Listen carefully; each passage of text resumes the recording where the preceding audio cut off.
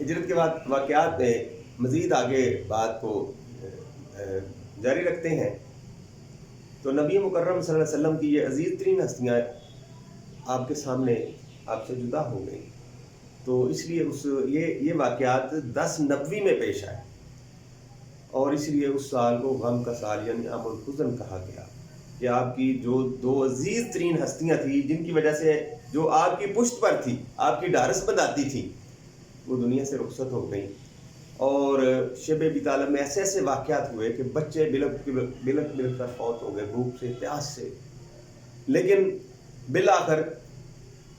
قریش مکہ میں سے ایک شخص نے یہ تہیہ کیا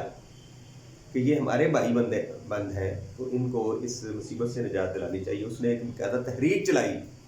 اور ایک طریقے کے ساتھ بیت اللہ میں جا کے یہ کہا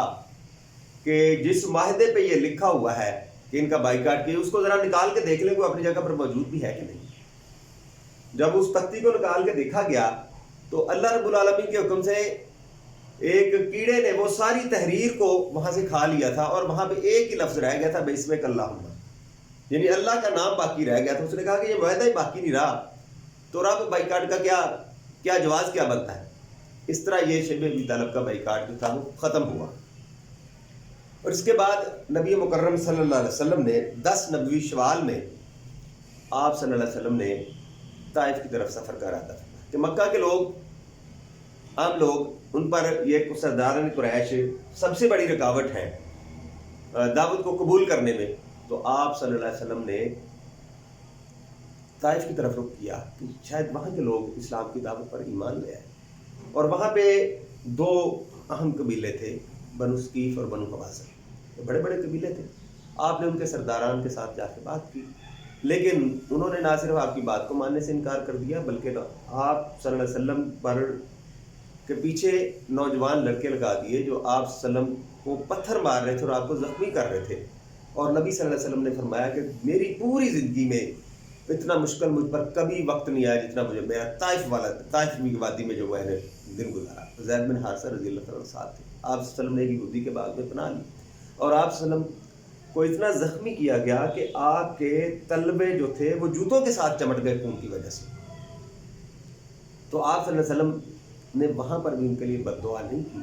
فرمایا کہ اللہ مہدی قومی، یا اللہ میری قوم کو ہدایت۔ آپ صلی اللہ علیہ وسلم نے فرمایا، پہاڑوں کا فرشتہ آپ کے پاس آیا کہ یا رسول اللہ اگر آپ حکم دے تو یہ طائف کی وادی 2 پہاڑوں کے درمیان ہے، میں ان دونوں کو ملا دوں، یہ درمیان میں کچل کر ہلاک۔ فرمایا کہ نہیں، اگر یہ نہیں مانتے تو یقیناً ان کی جو آئندہ آنے والی نسل ہے ایمان لائے گی۔ اس طرح یہ بھی ایک اہم واقعہ تھا طائف کا سفر۔ اور اس کے بعد نبی صلی اللہ علیہ وسلم کی مکی زندگی کا جو اہم واقعہ ہے وہ ہے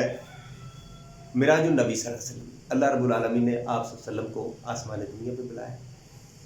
اور جنت اور دوزخ کا مشاہدہ کروایا، اور غیبی امور کے سارا مشاہدہ کرایا، اور آپ صلی اللہ علیہ وسلم نے بیت المقدس میں تمام انبیاء کی امامت کروائی معراج النبی صلی اللہ علیہ وسلم کے سلسلے میں۔ تو جب یہ بات ابو جہل کو پتہ چلی تو اس نے مذاق کے طور پہ کہا کہ یہ کیسے ہو سکتا ہے کہ ایک شخص راتوں رات جائے اور آسمان دنیا کی سیر بھی کر رہا ہے، بیت المقدس سے بھی ہوا ہے۔ تو اس نے بطور طنز حضرت ابو بکر صدیق سے کہا کہ آپ کے دوست تو یہ کہتے ہیں کہ وہ راتوں رات آسمان دنیا پہ گئے، بیت المقدس گئے اور وہاں سے آسمان دنیا پہ گئے اور جنت دوزخ کی سیر کی اور وہاں سے راتوں رات واپس آ گئے، یہ کیسے ہو سکتی ہے بات؟ حضرت ابو بکر صدیق رضی اللہ تعالیٰ نے فرمایا کہ اگر میرے دوست نے یہ بات کہی ہے تو یقیناً درست ہوگی۔ اس لیے آپ رضی اللہ تعالیٰ کو صدیق کا لقب دیا گیا کہ آپ رضی اللہ تعالیٰ نے نبی مکرم صلی اللہ علیہ وسلم کی ہر بات کی تصدیق کی۔ تو یہ ہجرت کے واقعات مکی زندگی کا دوسرا دور۔ تو انشاءاللہ العزیز آگے ایک ٹاپک رہ گیا ہے، انشاءاللہ اگلے لیکچر میں وہ بیان کیا جائے گا۔ اللہ تعالیٰ ہمیں توفیق عطا فرمائے۔